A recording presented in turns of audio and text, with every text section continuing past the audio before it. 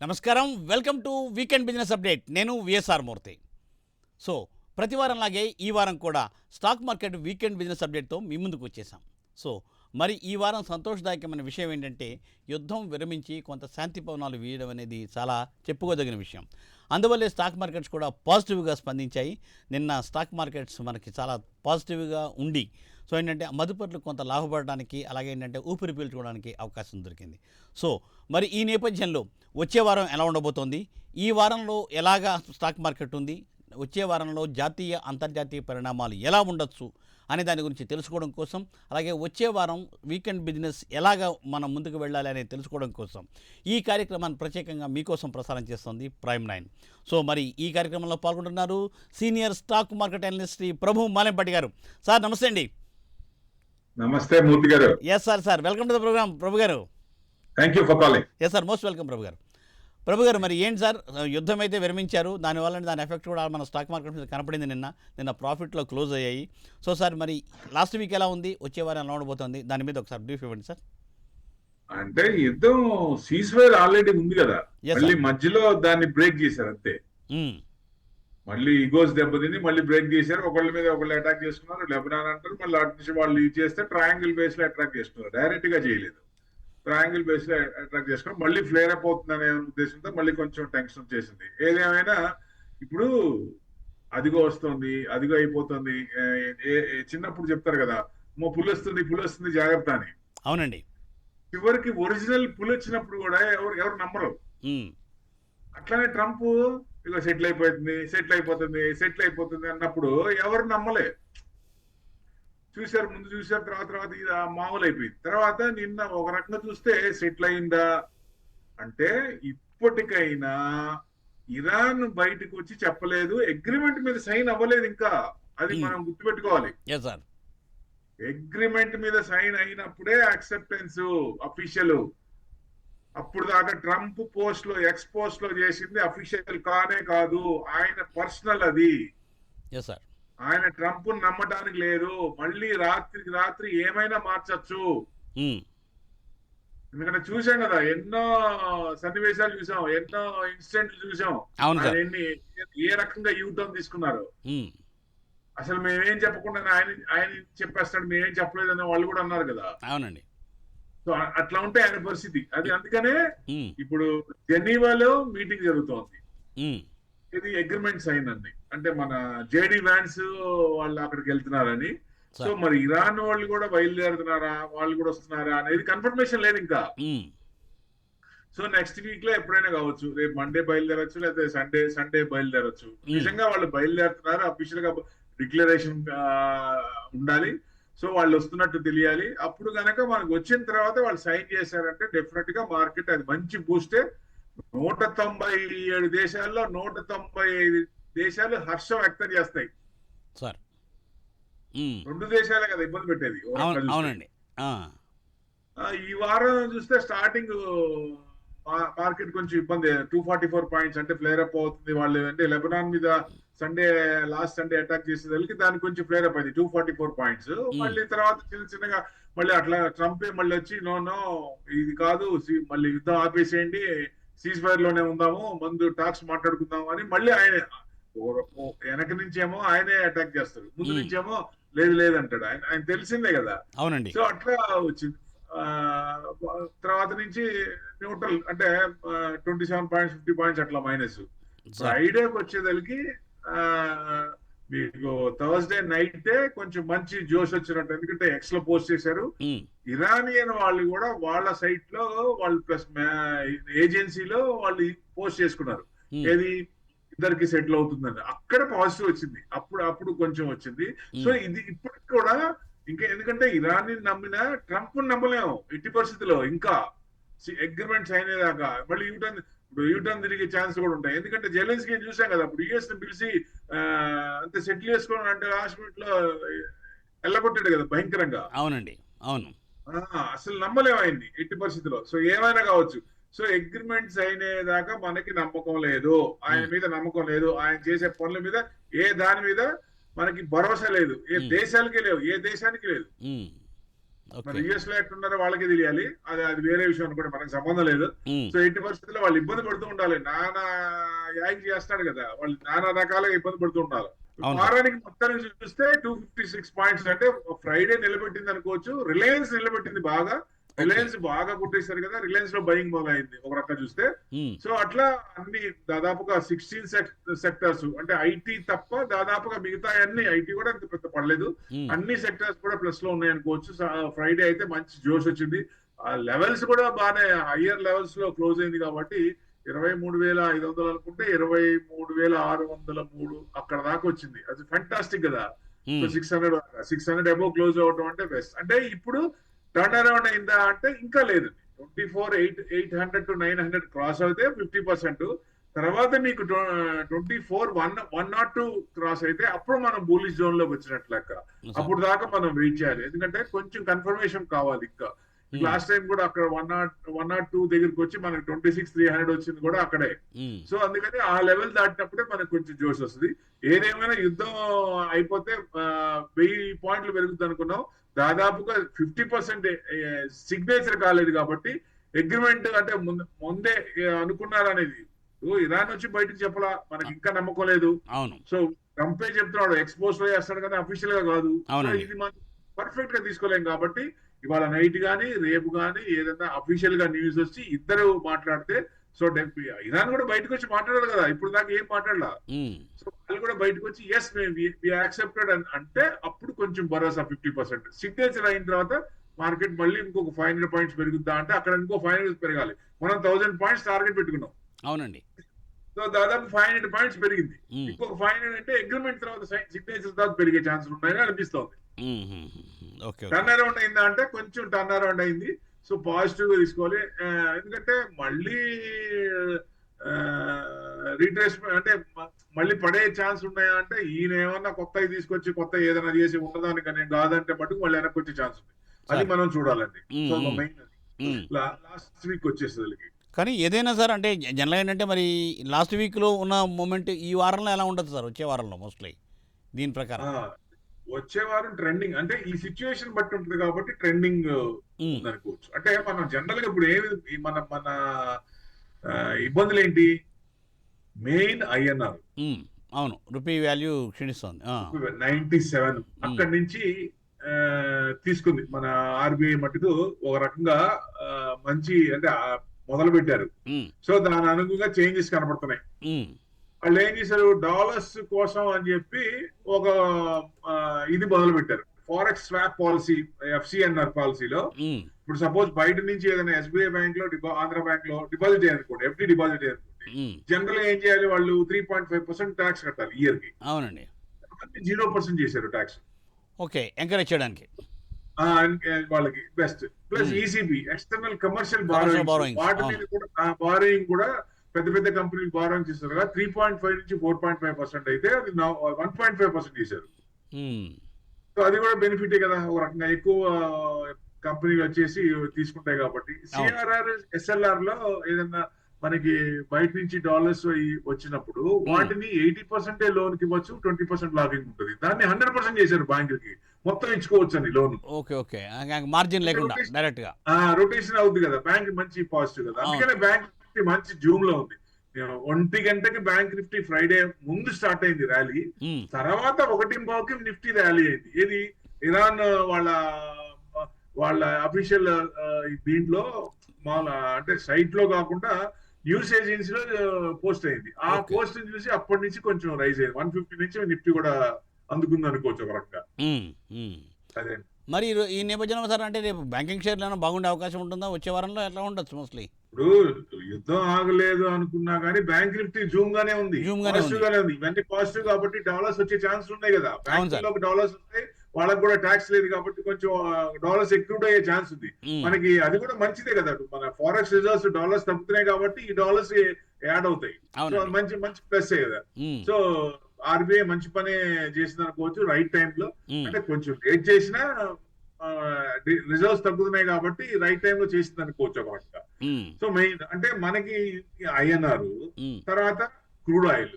Crude okay. Oil ఇప్పుడు దాకా ఇబ్బంది పడ్డాం. 126 146కి వెళ్ళింది, తర్వాత 110 అయింది, తర్వాత 100 వచ్చింది. ఇప్పుడు చిన్నగా తగ్గుతోంది. హ్మ్. అంటే వీళ్ళు మాట్లాడక ముందే సిచ్యువేషన్ అర్థమవుతున్నట్టుంది. అందుకనే క్రూడ్ చిన్నగా తగ్గుతోంది. హ్మ్. సో 95కి వచ్చింది, తర్వాత 90కి వచ్చేసింది. సో మనకి సీజ్ ఫైర్ అయినప్పుడు 85 ఉంది. హ్మ్. సో 85 కంటే తగ్గినప్పుడు మనం అనుకున్న రేట్ లో $60 to $72 వచ్చే అవకాశాలు ఉన్నాయంటే అతి తొందరలోనే ఇది సెటిల్ అయిపోతే డెఫినెట్ గా హ్మ్. కిందకు వచ్చే ఛాన్స్ ఉంటుంది. సో ఇవన్నీ మనకి మన మార్కెట్ హై వాల్యుయేషన్ అని. అవునండి. సో అందుకనే ఎక్కువ మంది వెళ్ళిపోతున్నారు. హై వాల్యుయేషన్ లో ఉంది. ఇప్పుడు ఏ మీద మనం అంత కాన్సన్ట్రేట్ చేయలేం మన కంపెనీలని. హ్మ్. ఇప్పుడు హ్మ్. యుఎస్ కానీ చైనా కానీ ఏ కంపెనీల్లో బయట నుంచి ఇన్వెస్ట్మెంట్స్ బాగా వెళ్తోంది. హ్మ్. మన దగ్గర ఎఫ్ఐఎస్ అమౌంట్ మొత్తం తీసుకెళ్లి వాళ్ళు ఏ కంపెనీస్ లో పెట్టుకుంటున్నారు. హ్మ్.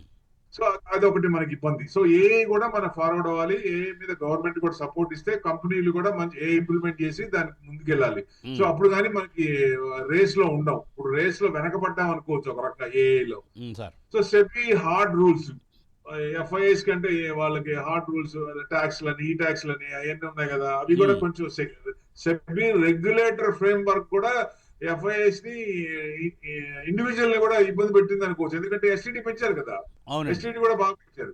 హ్మ్. మేడం కూడా ఎస్టీటీ కానీ LTC long term capital gains కానీ short term capital gains feedback ఇవ్వండి అంటే చాలా ఆశపడ్డారు ఏదైనా చేంజ్ చేస్తారని. అవును. వాటిల్లో ఏం చేయకుండా డాలర్స్ కోసమే చేశారు. డాలర్స్ ఇబ్బంది పడుతున్నారు కాబట్టి డాలర్స్ కోసమే చేశారు.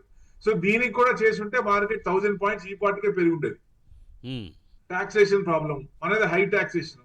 ఎటు చూసినా ఇబ్బడి ముబ్బడిగా ట్యాక్స్లు ఉన్నాయి. అవునండి. ఎటు చూసినా పాయింట్స్ వదిలి పెడుతున్నారు. మనకి బ్యాంక్ కి వెళ్తే చార్జెస్ ఎలా కట్ చేసుకుంటున్నారో సర్వీస్ అది సెటిల్ చేస్తారు. గవర్నమెంట్ ఏదన్నా సామాన్యుడు మిడిల్ క్లాస్ మ్యాన్ దొరికినా కానీ ట్యాక్స్లు భయంకరంగా వేసి కట్ చేసుకుంటున్నారు. హ్మ్. హ్మ్.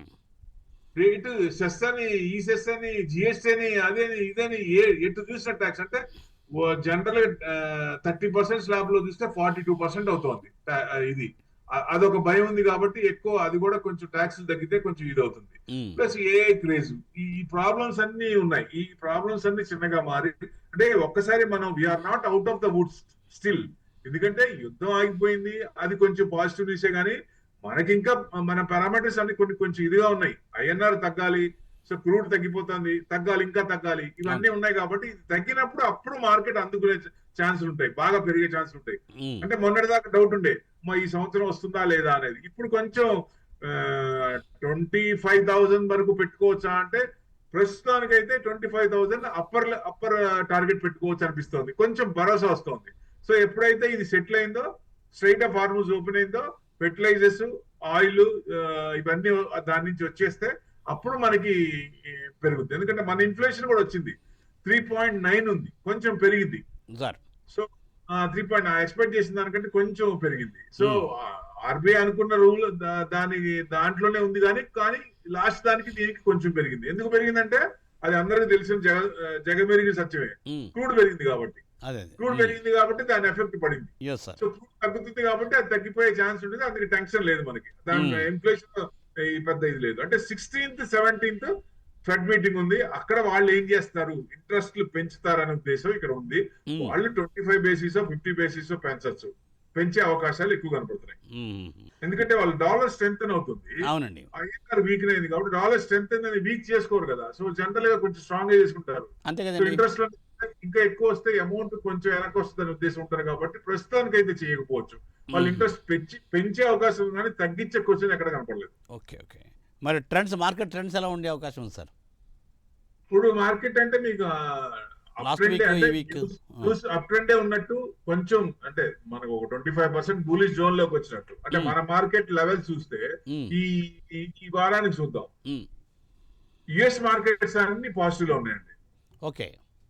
అన్ని జూమ్ లో ఉన్నాయి. అవేమో ఆల్ టైమ్ హై కంటే వాళ్ళ ఆల్ టైమ్ హైక్ వచ్చిన తర్వాత 39% 40% పెరిగారు. హ్మ్.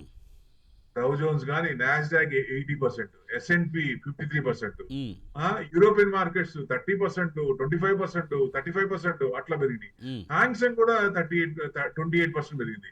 మీకు జపాన్ అయితే 114% పెరిగిందండి. అబ్బా! హుహుహు. మనం ఎక్కడున్నాం, హ్మ్. ఆల్ టైమ్ హైకి ఇంకా మనం దూరంలో ఉన్నాం. ఓకే. ఆహాహా! 8%, 8.5% దూరంలో ఉన్నాం. ఇంకా ఆల్ టైమ్ హై కొట్టుమిట్లాడుతున్నాం కింద. Because of this of Trump కంప్ అనుకోవచ్చు ఒక రకంగా. సార్. సో 100%. ఎందుకంటే ఇప్పుడు ఎంతగా 100 రోజులండి, 100 డేస్ అసలు ఏమి లేనిది కదిలిచ్చి దాన్ని యుద్ధం చేసి మళ్ళీ పిచ్చుకు మీద బ్రహ్మాస్త్రం అన్నట్టు వాళ్ళ దగ్గర యురేనియం ఉంది ఇవ్వట్లేదని ఈ రకంగా చేయటం అనేది వెనిజులాని చూసాం, దీన్ని చూస్తాం, రేపు పొద్దున క్యూబాన్ చూడొచ్చు, లేదా తర్వాత గ్రీన్లాండ్ చూడొచ్చు, ఇంకా ఉన్నాయి లిస్ట్ ఆయనకి. ఇది దారుణం కదా, దారుణం. అసలు ఏ కంట్రీ కూడా ఇంత పెద్దన్న పొజిషన్ లో ఉన్నప్పుడు ఇట్లా చేయకూడదు. ఇట్లా చేస్తుందా అంటే అందుకే డీడాలర్ చేస్తుంది. ఒక రకం చూడండి ఎంత డీడాలర్ చేస్తుంది, ఒక సైడ్ అవుతుంది ఒక రకంగా. అంటే ఇప్పటికీ డామినేషన్ వాడదే, ఇంకా లేదనలేం. అంటే కన్వర్షన్ వాళ్ళకి పే చేయాలి డాలర్స్ లో.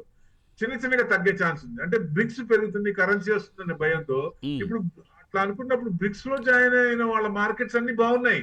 మన మార్కెట్ ఇబ్బంది ఉంది, మనమే ఇబ్బంది పడుతున్నాం. మన మోడీ నాకు మంచి స్నేహితుడు, మంచి మిత్రుడు, అది ఇది అంటారు కానీ మనం వాళ్ళు చెప్పినవన్నీ మనం వింటున్నాం, అవన్నీ మనం చేస్తున్నాం. మాటలే కనిపిస్తున్నా కానీ చేతల్లో ఏం లేదు, కనపడట్లేదు. వాళ్ళేమో పరిగెడుతున్నారు రన్నింగ్, అంటే బ్రిస్క్ వాక్ కాకుండా రన్నింగ్ రేస్ లో ఉన్నారు. మనమేమో ఇంకా బ్రిస్క్ వాక్ లోనే కూడా లేవు, ఇంకా మామూలు నడకలో ఉన్నాం. 8% దూరంలో ఉన్నాం హైకి. అవును.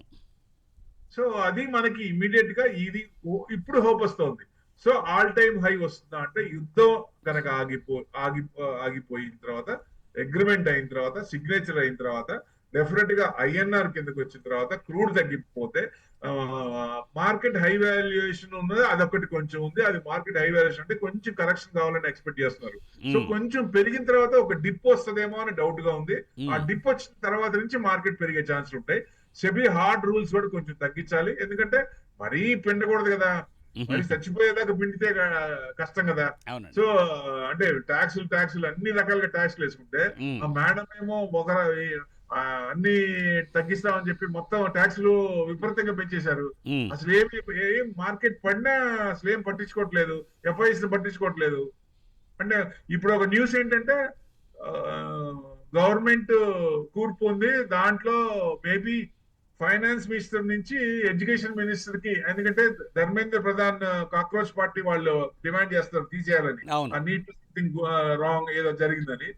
సో ఈ మేడం ని అటు ట్రాన్స్ఫర్ చేస్తారని మార్కెట్ అయితే ఇప్పటికైనా పీయూష్ గోయల్ గారిని ఎక్స్పెక్ట్ చేస్తోంది. నిజంగా పీయూష్ గోయల్ గారికి ఇచ్చుంటే మీకు వార్ సెటిల్ అయ్యి ఆ రోజు పెరిగిన దానికంటే అంతకంటే డబల్ పెరిగే ఛాన్స్ ఉన్నాయండి పీయూష్ గోయల్ గారిని పెడితే. ఆయన అంటే ఆయన రెప్యుటేషన్ అలాగా, ఆయనకున్న కాన్ఫిడెన్స్ ఆయన మీద. ఇది బ్యాక్గ్రౌండ్ ఫైనాన్స్ అండి, ఆయన ఫైనాన్స్ సంబంధించిన ఆయన. ఇప్పుడు ఏదన్నా ఉంటే మోడీ గారికి, ప్రైమ్ మినిస్టర్ గారికి చెప్పగలడు అట్లా కాదండి ఇట్లా అని. మేడం ఫైనాన్స్ బ్యాక్గ్రౌండ్ కాదు కదా, చెప్పలేకపోతున్నారు.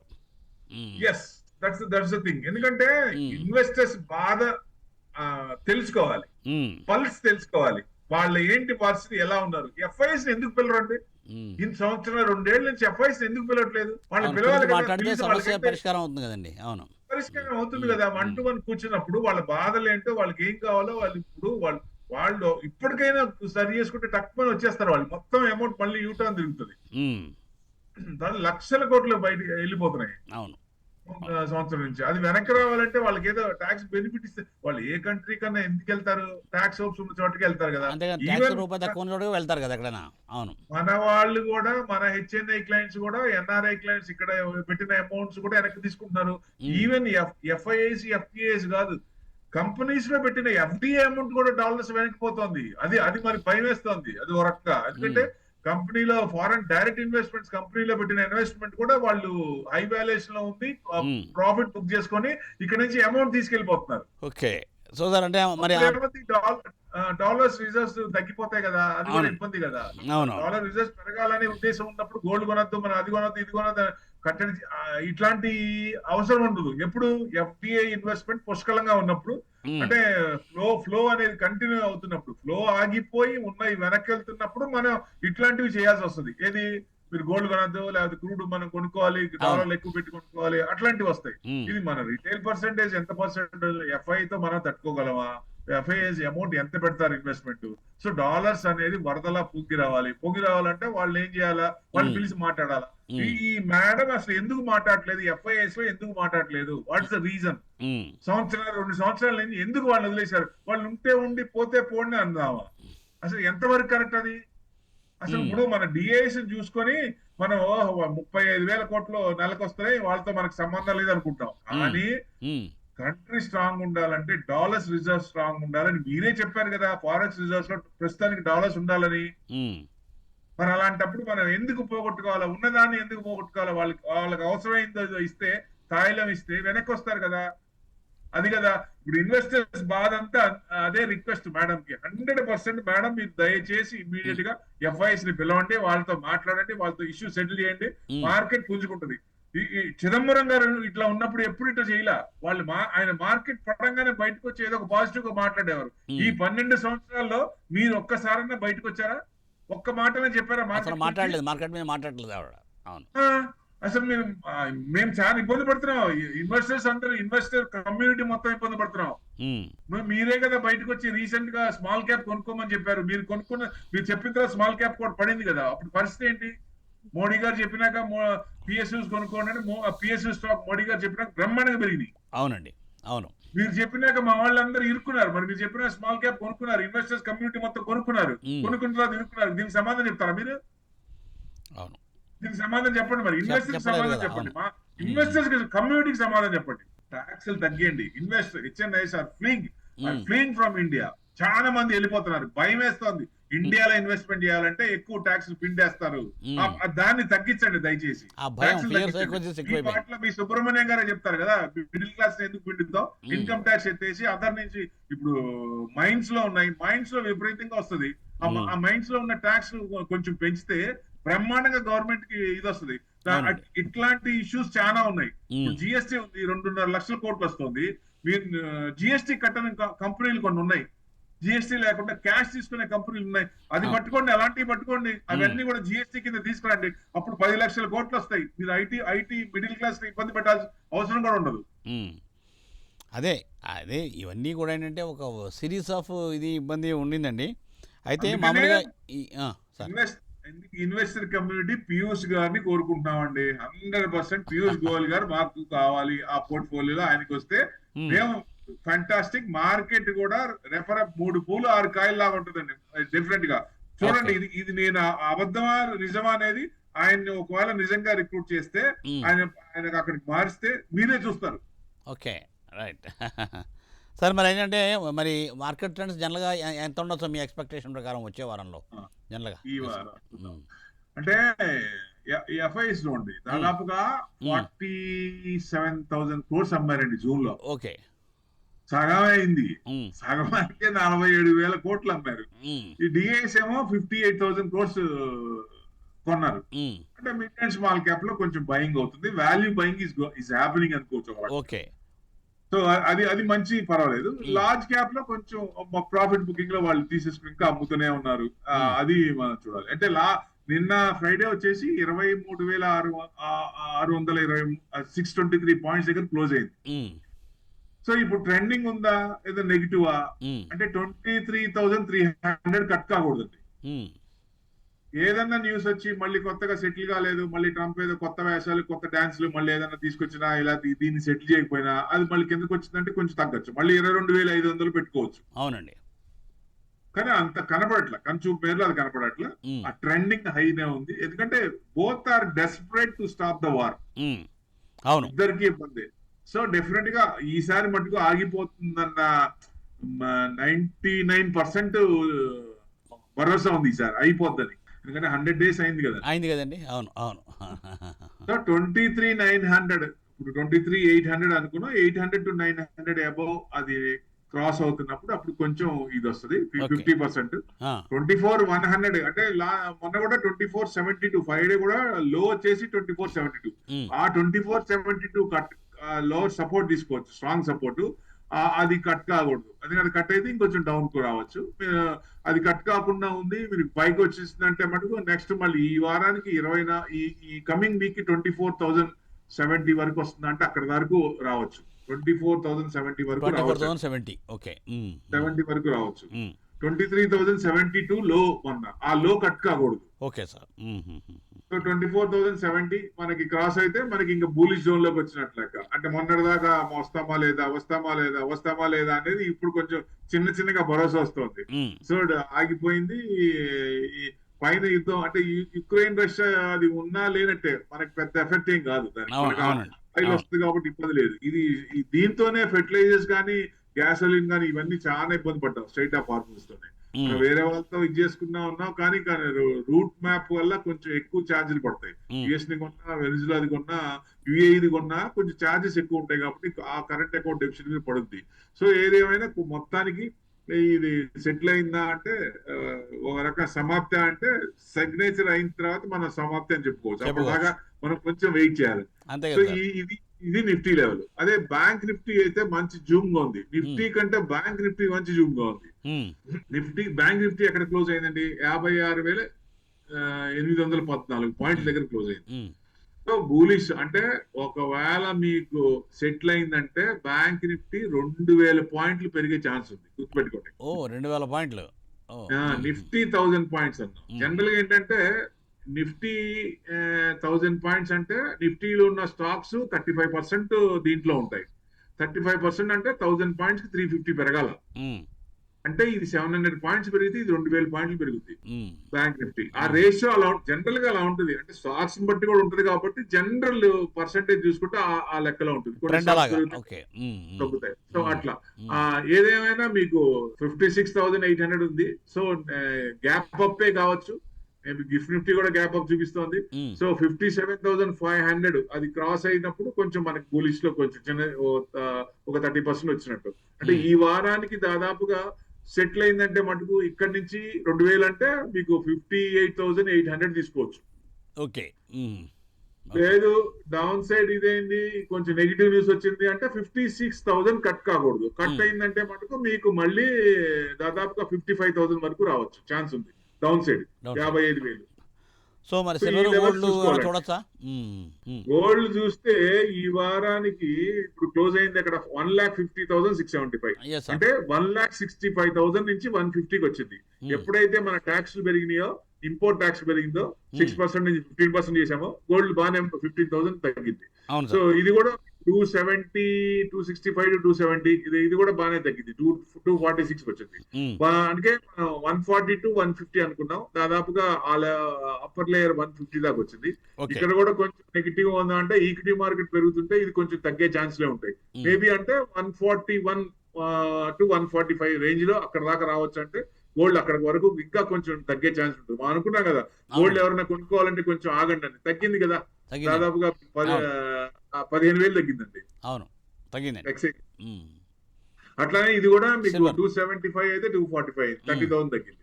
సో ఇంకా కొంచెం నెగిటివ్ ఉంది. ట్యాక్స్ అన్న పెరగండి, దాని వల్ల కానీ కొంచెం తీసుకోవచ్చు. సో ఎవరైనా సరే ఈ నెక్స్ట్ అంటే టైం ఇంకొక వారం, నెక్స్ట్ పై వారం కూడా ఉందంటే ఇంకొక వారం కూడా వెయిట్ చేయొచ్చు. ఎందుకంటే నెక్స్ట్ వీక్ మార్కెట్ కనుక పెరిగిందంటే అసెట్ క్లాస్ లో గోల్డ్, సిల్వర్ కొంచెం తగ్గే ఛాన్స్లే ఉన్నాయి. ఇంకా కొంచెం తగ్గే ఛాన్స్లే ఉన్నాయి. అందుకని వెయిట్ చేయండి. Okay, right. సో మరి దీని ప్రకారం ఏంటంటే ఇంకా జాగ్రత్తగా ఏంటంటే చూసుకుని వచ్చే వారంలో లాస్ట్ మంత్ర సరే అంటే ఆచితూసి స్పందించాలా? ఒక ఫస్ట్ 1 hour 2 hours చూసి ఏంటి పొజిషన్ ఏంటి అంటే మనం ఇవాళ నైట్ రేపు నైట్ నెగిటివ్ న్యూస్ ఏదైనా వస్తుందా, జియో పొలిటికల్ ఎకనామిక్ కన్సర్న్స్ ఏదైనా నెగిటివ్ ఏదైనా వస్తుందా, ట్రంప్ సైడ్ నుంచి ఏదైనా నెగిటివ్ వస్తుందా పాజిటివ్ వస్తుందా అబ్జర్వ్ చేయాలి. ఆ అబ్జర్వ్ చేసిన దాన్ని బట్టి లేదు పాజిటివ్ వస్తుందంటే మార్కెట్ మంచిగానే ఉంటుంది. లేదు కొంచెం ఏదైనా వ్యతిరేకమైంది కొంచెం అంటే డౌన్ సైడ్ అంతగా లేదు. ఎందుకంటే ఇద్దరు అలసిపోయారు. ఎక్కువ యుద్ధం చేసే అంత సీన్ లేదు అక్కడ. సో ఏదైనా కొంచెం నెగిటివ్ కావచ్చు, పెద్ద పడకపోవచ్చు. యుద్ధం అదే సెటిల్ కాలేదు కాబట్టి కొంచెం డిప్ వచ్చి మళ్ళీ ఎక్కడో వచ్చినట్టు ఎండ్ కార్డ్ పడుతుంది. దాదాపు బ్లింక్ వచ్చినట్టు లెక్క ఒక రకంగా ఇద్దరు కూడా. So they are about to accept desperate to stop the war. అవునండి, అందుకని తొందరలోనే సెటిల్ అయిపోతుంది. అతి తొందరగా ఇవాళ గానీ రేపు కానీ సెటిల్ అయితే మండే మనకి మార్కెట్ నెక్స్ట్ వీక్ కూడా బ్రహ్మాండంగా ఉండే ఛాన్స్ ఉంటాయి కదా. దానికోసం మనం అందరం వెయిట్ చేస్తున్నాం. తప్పనిసరిగా ప్రభు గారు మీరు చెప్పినట్టే మండే నాడు మార్కెట్స్ మళ్ళీ కళకళలాడాలని అంటే పాజిటివ్గా ఉండాలని కోరుకుంటూ థ్యాంక్ యూ ప్రభు గారు. Thanks for joining for today's weekend business update. So చూసారుగా ఇది ఇవాల్టి వీకెండ్ బిజినెస్ అప్డేట్. మళ్ళీ వచ్చే వారం వీకెండ్ బిజినెస్ అప్డేట్లో కలుసుకుందాం. అలాగే సోమవారం ఉదయం 8 గంటల 30 నిమిషాలకు ప్రసారం అయ్యే బిజినెస్ ప్రైమ్ టైంలో కలుసుకుందాం. చూస్తూనే ఉండండి ప్రైమ్ 9. నమస్తే.